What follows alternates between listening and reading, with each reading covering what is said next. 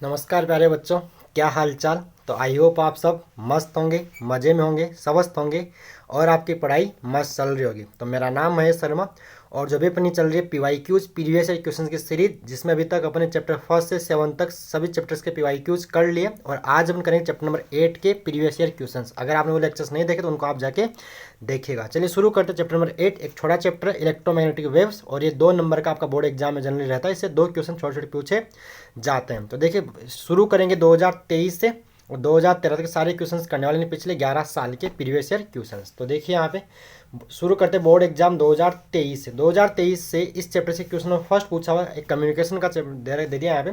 Communication frequency band range for FM frequency modulation, ठीक है। Broadcast is, तो frequency जो एफएम की जो ब्रॉडकास्टिंग की जो फ्रीक्वेंसी होती है वो क्या होती है बच्चों, ये होती है 88 से 108 मेगाहर्ट्ज। आपको ये याद होना चाहिए। तो इसका आंसर क्या है, option C is correct, 88 to 108 megahertz, ठीक है। क्वेश्चन नंबर सेकंड यहाँ से जो पूछा हुआ है वो क्या पूछा है, तो इसको पढ़ लेते हैं अपन। क्वेश्चन नंबर सेकंड यहाँ से पूछा है, right the name of electromagnetic wave produce by vacuum tube magnetron. तो वैक्यूम ट्यूब मैग्नेट्रॉन द्वारा जो इलेक्ट्रोमैग्नेटिक वेव प्रोड्यूस होगी उसका आपको नेम बताना है। तो बच्चों ये होती है माइक्रोवेव। क्या होती है, माइक्रोवेव होती है, ठीक है।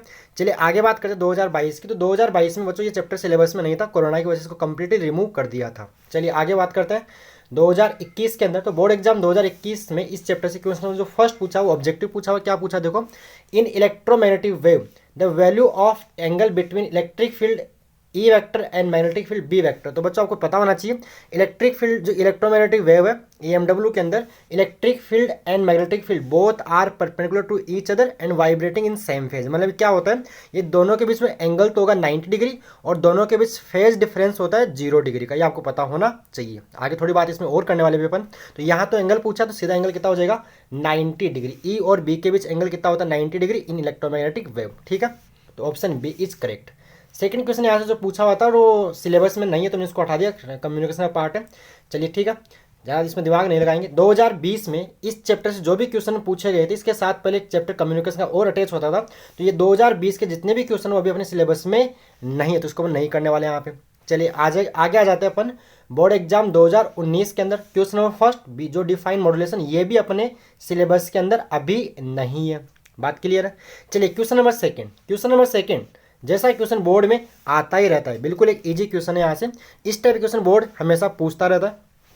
तो ये क्वेश्चन सेकंड क्या बोला है, 2019 का बोल रखा है, the magnitude of electric field E vector at a point in free space is 300 volt पर मीटर। यानी को इलेक्ट्रिक फील्ड की वैल्यू गिवन है। फिर क्या पूछ रहा है, अच्छा find the magnitude of magnetic field B vector at this point. यानी आपको इस पॉइंट पे इलेक्ट्रिक फील्ड देके मैग्नेटिक फील्ड की वैल्यू आपसे पूछ रहा है और साथ में गिवन आपसे velocity of light is 3 × 10⁸ metre per second. यानी आपको speed of light in vacuum given है और ई देके बी पूछा। तो बच्चों इसमें क्या होता है, या तो ई देके इलेक्ट्रिक फील्ड की वैल्यू देके आपसे मैग्नेटिक फील्ड पूछेगा या मैग्नेटिक फील्ड देके आपसे इलेक्ट्रिक फील्ड पूछेगा। तो आपको पता होना चाहिए फॉर्मूला। तो ई और बी का जो रेशियो होता है बस इतना याद कर लो। इसमें देखो सॉल्यूशन अगर आप लिखो हियर ई गिवन है 300 वोल्ट पर मीटर और सी आपको 3 × 10⁸ मीटर पर सेकंड गिवन है। तो बच्चों को होता है कि जो E by B equal to होता है सी, यानी इलेक्ट्रिक फील्ड और मैग्नेटिक फील्ड का जो रेशियो है वो speed of light in vacuum C के इक्वल होता है। बस ये याद कर लो। तो यहाँ से ई बाई बी इजक्वल टू सी। अगर बी दे के क्या बोल रहे हैं, ई दे के बी पूछे चाहे बी दे के ई पूछे, तो यहाँ क्या दे रखा देखो, तो यहाँ से बी निकालना है, बी फाइंड आउट करना, तो बी इज इक्वल टू क्या कर दो आप ई बाई सी लिख दो। भाई बी को यहाँ ले लो, सी को यहाँ भेज दो, ठीक है। तो यह ऐसा लिख देंगे, ऐसा लिख सकते हैं। अब ई की वैल्यू पुट करो, सी की वैल्यू पुट करो, सोल्व करो। तो 3 से 100 टाइम कट जाएगा, नीचे 10⁸ है, ऊपर 10⁻⁻8 हो गया देखो यहाँ पे। तो 10⁻100 2 हो जाएगा, 10⁻2 और माइनस 10⁻6 टेस्ला इसका आंसर आएगा। और मैग्नेटिक फील्ड की ऐसा यूनिट क्या होती है, टेस्ला होती है। इसका आंसर क्या रहेगा 10⁻6 टेस्ला। इसको और ढंग से लिखना चाहो तो आप इसको ऐसा लिख सकते हो 1 B is equal to 1 × 10⁻⁻6 tesla भी इसको आप लिख सकते हो, ठीक है। तो ये क्वेश्चन आपसे एग्जाम में पूछा जा सकता है। ई दे के बी पूछे या बी दे के ई पूछे। देखना आगे भी ऐसे 2 क्वेश्चन आगे बोर्ड में पूछे हुए हैं, ठीक है। तो ये था आपका सिंपल ई बाई बी इसको सी से क्वेश्चन पूछा जा सकता है। ये आए तो फोड़ फाड़ दोगे आप, क्लियर। चलिए आगे बात करते हैं नेक्स्ट क्वेश्चन। यहाँ से क्वेश्चन नंबर 3 यहाँ से जो पूछा हुआ है वो पूछा हुआ है इन, ये देखो ये क्वेश्चन रिपीट हुआ, देखो क्या पूछा है। Question number 3, in electromagnetic wave right the value of angle. First क्या पूछ रहा है, एंगल एंड सेकंड क्या पूछ रहा है, phase difference between electric field E vector and magnetic field B vector. तो अभी बात हुई थी इलेक्ट्रोमैग्नेटिक वेव में इलेक्ट्रिक फील्ड और मैग्नेटिक फील्ड के बीच का एंगल क्या होता है, 90 डिग्री होता है, और फेज डिफरेंस होता है 0 डिग्री। इसको आप याद कर लीजिएगा। एंगल 90 डिग्री और फेज क्या होता है, सेम फेज में वाइब्रेट करें, दोनों का फेज सेम होता है। अब जो अपने इक्वेशन लिखते हैं ना, E equal to E naught sine k x minus omega t और B equal to B naught sine k y या k Z minus omega T हो, है ना। मतलब दोनों क्या होता है इसमें, इलेक्ट्रिक फील्ड, मैग्नेटिक फील्ड और जो वेव प्रोपेगेशन जो डायरेक्शन तीनों होती है परपेंडिकुलर टू ईच अदर। ये भी अभी आगे भी बात करने वाला भी क्वेश्चन इसका है, ठीक है। तो यहाँ एंगल 90 और फेज डिफरेंस कितना रहेगा, 0 डिग्री रहेगा। क्लियर है। चलिए आगे आ जाते हैं। बोर्ड एग्जाम 2018 में इस चैप्टर से क्या पूछा है, तो 18 के अंदर जो क्वेश्चन पूछा है वो पूछा है right any to Maxwell equation. ये क्वेश्चन आपसे फिर पूछा जा सकता है, मैक्सवेल इक्वेशन। तो बुक में 4 गिवन है। फर्स्ट देखो, ये आपको पता है भी है मैक्सवेल इक्वेशन क्या होती है। फर्स्ट जो मैक्सवेल इक्वेशन आपको एनी टू लिखनी, मैंने यहाँ 3 लिख के आपको दे दिए। तो फर्स्ट आप लिख दो गोस लॉ ऑफ इलेक्ट्रोस्टैटिक्स, पढ़ रखा है चैप्टर फर्स्ट का जो गोस लॉ है ना, close integral E vector dot d s vector is equal to q naught upon epsilon naught, ये फर्स्ट है। सेकंड आप लिख दो जो Faraday's law of electromagnetic induction, ये आपका ऐसा लिखते हैं इसको, E vector dot d l vector is equal to minus d phi by d t. और थर्ड जो है वो है मॉडिफाइड एम्पियर्स लॉ, क्या होता है, B vector dot d l vector is equal to mu naught I C plus I D, where I C is the conduction current and I D is the displacement current, जो किसकी वजह से produce होगा, changing electric field की वजह से between the plate of capacitor, parallel plate capacitor. तो इसका जो फॉर्मूला होता है वो होता है epsilon d phi by d t, where phi is electric flux मतलब rate of change of electric flux times epsilon naught, वही होता है आपकी डिस्प्लेसमेंट करंट। आई डी क्या होगा, epsilon naught d phi by d t. तो यहाँ से आपको एनी टू बोला, तो एक तो आप ये याद ही कर लो, ये आपसे अलग से पूछ सकता है write modifieds Ampere, write mathematical form of Ampere circuital law, अलग से पूछ सकता है। तो ये तो आप एक याद ही कर लो, ये तो आप अलग से याद कर लो, ये अलग से ही पूछ सकता है। और ऐसा ही बोल देगा right any to Maxwell equation, तो वहां भी आपका ये काम आ जाएगा। तो ये क्वेश्चन आप ढंग से रट लीजिएगा, एग्जाम में पूछ सकता है। या तो बोल देगा right mathematical form of Ampere circuital law, और वही आपका मॉडिफाइड एम्पियर लॉ है, ठीक है। और या मैक्सवेल इक्वेशन में घुमा के पूछ लेगा, तो बात एक ही है। चलिए, तो ये था बोर्ड एग्जाम 2018 का क्वेश्चन। चलिए अब अपन कहाँ आ गए, बोर्ड एग्जाम 2017 के अंदर। तो 17 में यहाँ से क्वेश्चन पूछा है, वो पूछा है यहाँ से क्वेश्चन नंबर फर्स्ट, क्या पूछ रहेगा, ए charge particle oscillates about it's equilibrium position with A frequency of 100 megahertz. ये सब बोला है कि एक चार्ज पार्टिकल है अपनी मेन पोजीशन के इधर उधर क्या कर रहा है, वाइब्रेट कर रहा है, ऑसिलेट कर रहा है उसकी, और ऑसिलेट की जो फ्रीक्वेंसी ऑफ ऑसिलेशन क्या गिवन है आपको, 100 मेगाहर्ट्ज गिवन है। फिर क्या बोला है, what is the frequency of electromagnetic wave produce by the oscillator. ठीक है, तो इससे भाई जो अपन क्या जानते हैं, a accelerated charge particle produce electric field, magnetic field and electromagnetic wave. तो इससे जो इलेक्ट्रोमैग्नेटिक वेव जो प्रोड्यूस होगी उसकी आपको फ्रीक्वेंसी बतानी है। तो बच्चों जिस फ्रीक्वेंसी से आपका चार्ज ऑसिलेट करेगा, वाइब्रेट करेगा, वही सेम फ्रीक्वेंसी होगी आपकी इलेक्ट्रोमैग्नेटिक वेव की। इसका आंसर 100 मेगाहर्ट्ज रहेगा। आप इसको पढ़ लीजिए, क्या बोला देखो, अकॉर्डिंग टू, इसका आंसर लिखा according to Maxwell a charge particle oscillating with a frequency 100 megahertz produce electromagnetic wave of the same frequency 100 megahertz। ठीक है, ये आपका हो गया इसका आंसर, यानी इसका भी आंसर 100 मेगाहर्ट्ज ही रहेगा। यहाँ से अगर आपको पीडीएफ परचेज करनी है तो आपको 11 रुपये फ़ोनपे करने पड़ेंगे इस वाले नंबर के ऊपर 8058726548 के ऊपर, और इसका स्क्रीनशॉट आप इस व्हाट्सएप नंबर पर भेजोगे तो मैं आपको इसका पीडीएफ दे दूंगा। थोड़ा सा आपसे पैसा मांग लिया है, थोड़ा बहुत मेहनत का। चलिए आगे बात करते हैं। क्वेश्चन नंबर थर्ड नहीं सेकंड ही होगा, वैसे थर्ड लिख दिया, गलती हो गई मिस्टेक, है ना। क्वेश्चन नंबर सेकंड क्या पूछा है, right the name of any 4 waves radiation produce in electromagnetic spectrum. यानी आपको जो इलेक्ट्रोमैग्नेटिक स्पेक्ट्रम है उसमें से किन्हीं 4 इलेक्ट्रोमैग्नेटिक वेव के नाम आपको लिखने हैं। तो हमें पूरा याद ही करवा दूँ, देखो मैंने सारे लिख दिए यहाँ पे। फर्स्ट रेडियो वेव है, माइक्रोवेव है, इंफ्रारेड है, विजिबल लाइट है, अल्ट्रावायलेट है, एक्सरे और गामा रे। इसको मैं आपको देखो यहाँ पे थोड़ा सा आपको एक्स्ट्रा बातें बता देता हूँ इसमें। ये स्पेक्ट्रम हमको याद करना है, कैसे याद करना, देखो फर्स्ट होती है कौन सी, रेडियो वेव, मैं शॉर्ट में रेडियो वेव। फिर होती है बच्चों माइक्रोवेव, क्या होती है माइक्रोवेव। फिर होती है आपकी इंफ्रारेड, फिर आपकी होती है लाइट होती है, फिर होती है यूवी रेज, फिर होती है एक्सरे, फिर होती है गामा रेज। ये आपको याद करना है। इसकी मैं आपको ट्रिक बताता हूँ याद करने की। इसको ऐसे याद कीजिए, देखो रेडियो, मिर्ची, माइक्रो है ना, इसको याद करने ट्रिक है रेडियो, मिर्ची, ऐसे रेडियो लिख देता हूँ एक बार, रेडियो, मिर्ची है ना, मिर्ची है ना, वो आता है 98.3 रेडियो मिर्ची जो एफएम होता है, ILU जीरोक्स गन, इसको आप ऐसे याद कर लो, जीरोक्स गन, ठीक है। रेडियो मिर्ची, I love you xerox gun, radio मिर्ची। एक मिनट बच्चों, तो चलो आगे देखिए क्या बोल रखा है। इस ट्रिक में क्या बताया आपको, इसको ऐसे कैसे याद कर लो, रेडियो मिर्ची, आई लव यू जीरोक्स। तो रेडियो, रेडियो वेव, मिर्ची माइक्रो, माइक्रोवेव, आई इंफ्रारेड, ए लाइट, आपका लाइट हो गया जो आपका विबग्योर, वोयलेट जो आपका विबग्योर सारा, यू यानी यूवी रेज, एक्स एक्सरे, और जी मतलब यहाँ पे गामा रेज को बताएगा। अब यहाँ से क्या है देखो, इधर से इधर जाने पे, यानी इधर से जाने पे जो होता है ना, क्या होता है, जो वेवलेंथ है वो तो डिक्रीज होती है। यहाँ से पूछा किसकी वेवलेंथ ज़्यादा है या किसकी वेवलेंथ कम है, और अगर वेवलेंथ होगी डिक्रीज तो बच्चों फ्रीक्वेंसी होती है इंक्रीज न्यू, फ्रीक्वेंसी क्या होगी, इंक्रीज होगी, और फ्रीक्वेंसी अगर इंक्रीज होगी तो क्या होगा, एनर्जी भी इंक्रीज होगी। एक मिनट थोड़ा सा डिस्टर्ब हो गया, तो हो जाएगा याद। तो अगर मैं बात करूं किसकी फ्रीक्वेंसी ज़्यादा है, तो देखो यहाँ से रेडियो की, मतलब यहाँ बात ऐसे करते हैं, इधर से जाएंगे तो इनका वेवलेंथ का ऑर्डर होती है, यानी ऐसे ये होती है इनकी वेवलेंथ ऐसे, और बाकी जाके इनकी वेवलेंथ ऐसे हो जाएगी। यानी रेडियो से गामा की ओर जाने पर लेमडा वेवलेंथ क्या होगी, डिक्रीज होगी, और फ्रीक्वेंसी क्या होगी, इंक्रीज होगी, और जो इनकी एनर्जी का फॉर्मूला होता है वो होता है E=HF, या जिसी को आप E=H न्यू बोलते हो।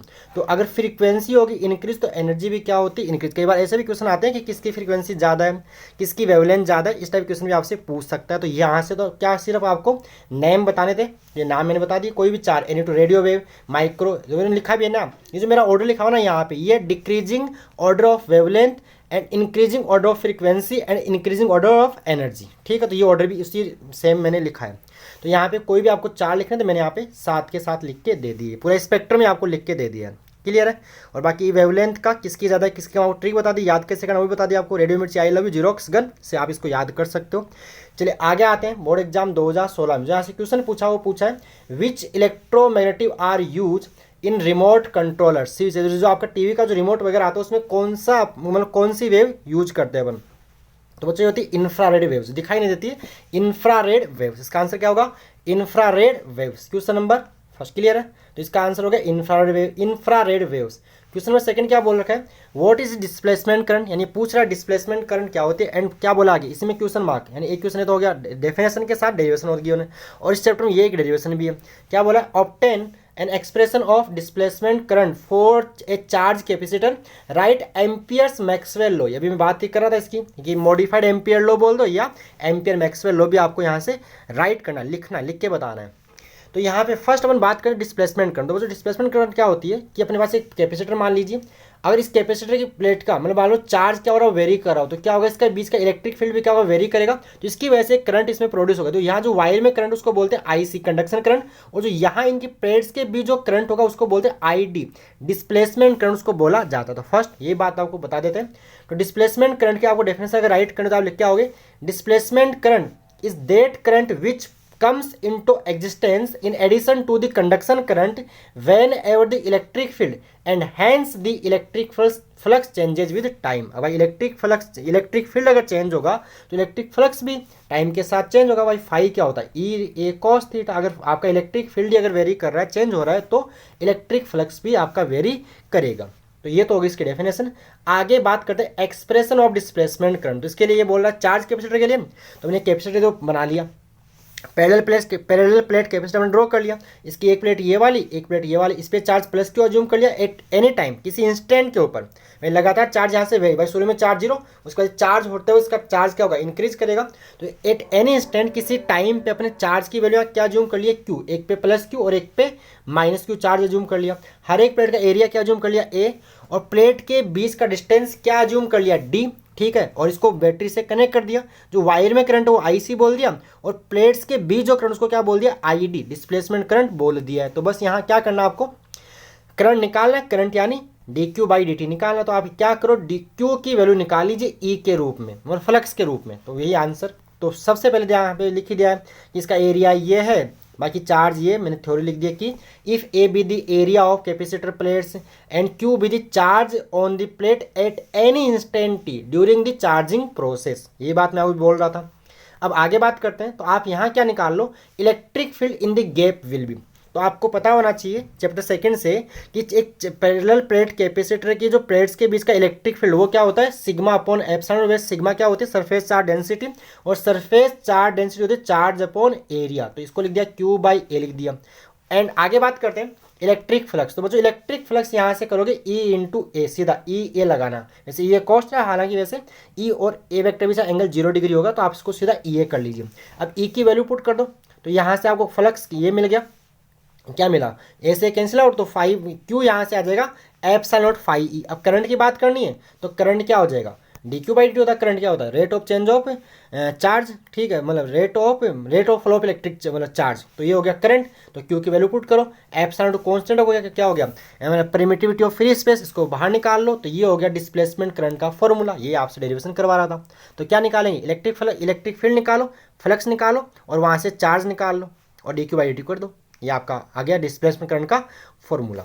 उसके बाद बात करते हैं आपका एम्पियर मैक्सवेल लॉ। तो बच्चों ये होता है एम्पियर मैक्सवेल लॉ, आप ये याद कर लो, B vector dot d l vector is equal to mu naught times I C plus I D, where I C is the conduction current and I D is the displacement current. ठीक है कि नहीं, बस इसी को बोलना आपको इन words. तो क्या बोला देखिए, it is states that the line integral of the magnetic field B vector और a close path is equal to the mu naught times the sum of conduction current IC and displacement current ID threading the close path. तो ये आपको लिखना है, और इसकी mathematical form भी आपको याद कर लेनी, अलग से भी आपसे पूछ सकता है।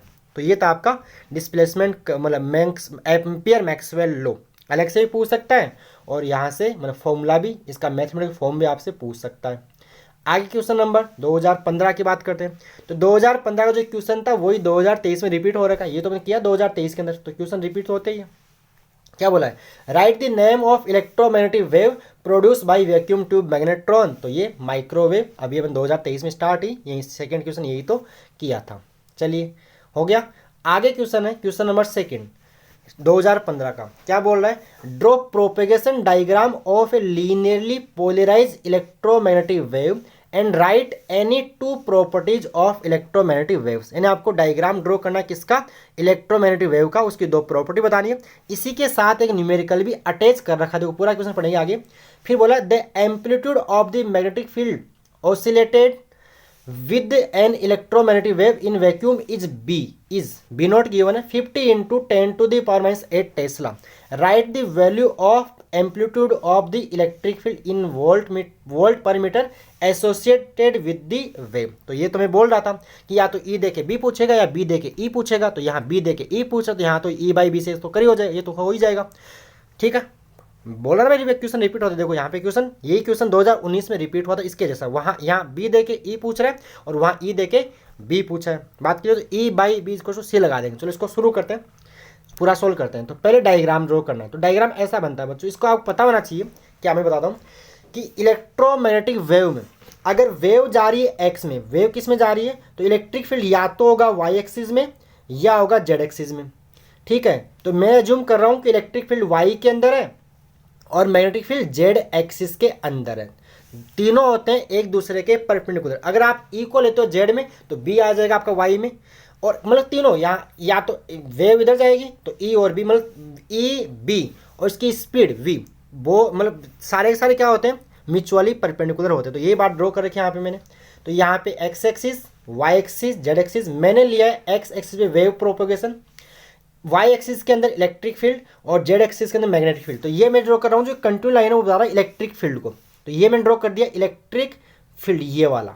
ठीक है, एक साइन वेव बनेगी। भाई इसका इक्वेशन क्या होता है, E is equal to E naught sine k x. चलो सारी बातें एक बार, इसका इक्वेशन हम लिखते हैं इलेक्ट्रिक फील्ड का। इलेक्ट्रोमैग्नेटिक वेव में इलेक्ट्रिक फील्ड का इक्वेशन क्या होता है, ई naught sine k x minus omega T. यहाँ से और बातें समझिए, अगर यहाँ पे एक्स आ रहा है, ठीक है। तो वेव जा रही है एक्स में और माइनस बता रहा है वेव जा रही है प्लस एक्स में। अगर यहाँ प्लस आता है तो इसका मतलब वेव जा रही है माइनस एक्स में, भी पता होना, ठीक है। अगर आपकी वेव ये बता रहा है देखो एक्स में वेव जा रही है एक्स में, तो इलेक्ट्रिक फील्ड होगा या तो वाई में होगा या फिर जेड में। अगर आपने इलेक्ट्रिक फील्ड को वाई में ले लिया तो जो मैग्नेटिक फील्ड होगा वो जेड के अंदर वो होगा B naught sine k x minus omega t. और दोनों का फेज, ये जो साइन के आगे लगा होता है उसको फेज बोलते हैं, वो दोनों का क्या होता है सेम होता है। फेज डिफरेंस दोनों का जीरो आएगा, ये तो मैं बात बोल रहा है। दोनों फेज सेम फेज में वाइब्रेट करती है इलेक्ट्रिक फील्ड और मैग्नेटिक फील्ड, तो दोनों के बीच फेज डिफरेंस क्या आएगा जीरो आएगा।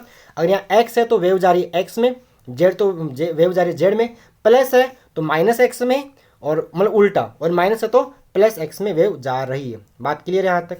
तो ये आपका हो गया। तो ये डायग्राम ड्रॉ कर दिया मैंने, उसके बाद ये बी दिखा दिया ऐसे, ये बी दिखा दिया आपका ऐसे।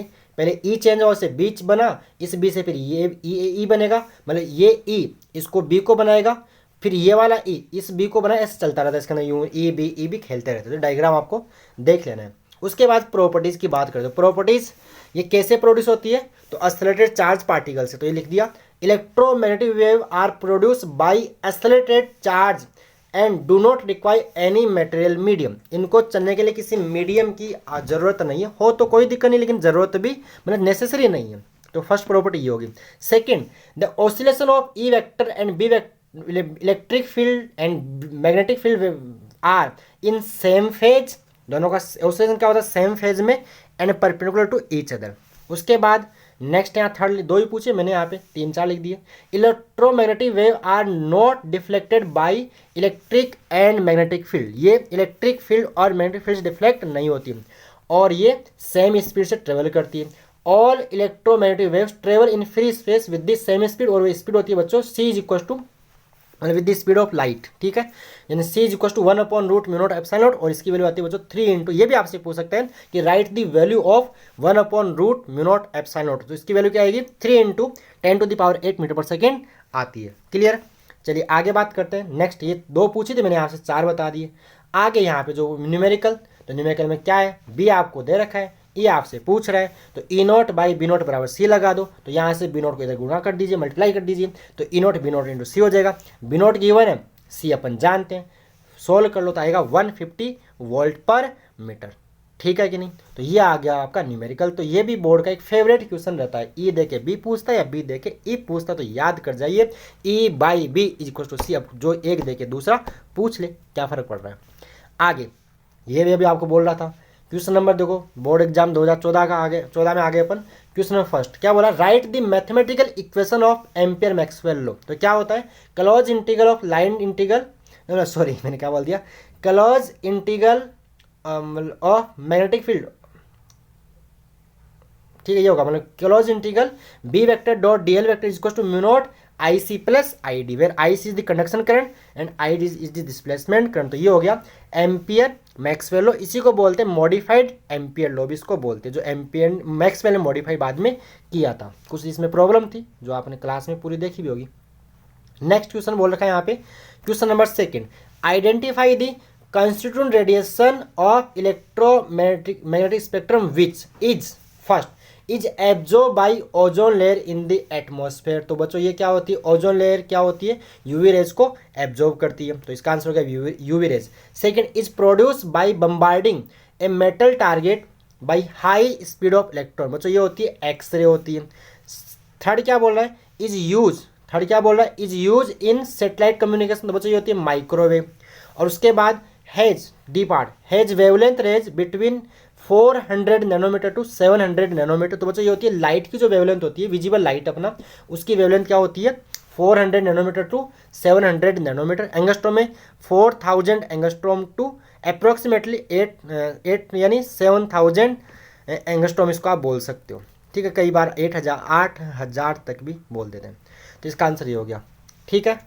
नेक्स्ट आ जाते बोर्ड एग्जाम 2013 के अंदर, क्या बोला है, राइट दी, अभी बोल रहा था, write the value of 1/√μ0 epsilon naught. बच्चों ये होता है, इसकी value 3 into 10⁸ metre per second. यहाँ से भी बोल सकता है कई बार ऑब्जेक्टिव, जैसे भाई सी होता है 1/√μ0 एप्सिलॉन नॉट, तो यहाँ से बन जाएगा c² इज इक्वल टू 1 क्या बन जाएगा, c² is equal to 1/μ0 epsilon naught भी बन जाता है। तो 1/√μ0 एप्सिलॉन नॉट की वैल्यू क्या होती है 3 into 10⁸ metre per second in speed of light in vacuum. Where mu naught क्या होती है, परमिएबिलिटी ऑफ फ्री स्पेस, और एप्सिलॉन नॉट क्या होती है, परमिटिविटी ऑफ फ्री स्पेस होती है, जिसकी वैल्यू होती है, एप्सिलॉन नॉट की वैल्यू याद करवा देते हैं आपको चैप्टर फर्स्ट की, 8.854 इंटू 10⁻12 है, और यूनिट होती है कूलाम स्क्वायर पर न्यूटन मीटर स्क्वायर, और म्यू नॉट की वैल्यू क्या होती है 4 पाई इंटू 10⁻7 न्यूटन पर ampere square.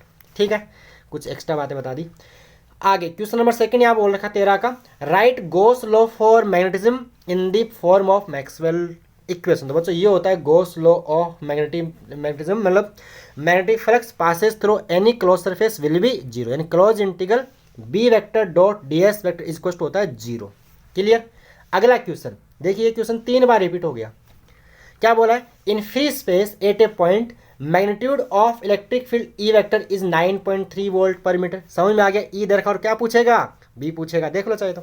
Find the magnitude of magnetic field B vector at the point. तो ई गिवन है, बी पूछ रहा है, तो ई बाई बी इसको सी, तो बी यहाँ से ई बाई सी। ए की वैल्यू पुट करो, सी की वैल्यू पुट करो, सोल्व कर लो, आंसर क्या आएगा 3.1 इंटू 10⁻⁸ टेस्ला। तो E by B is to c. 3 बार क्वेश्चन पिछले 11 साल में पूछ लिया है। बात क्लियर है कि नहीं, यानी यहाँ से क्वेश्चन बन सकता है। आगे बोल रखा है क्वेश्चन नंबर नेक्स्ट, जो भी मैं आपको स्पेक्ट्रम याद भी करवा के आया हूँ।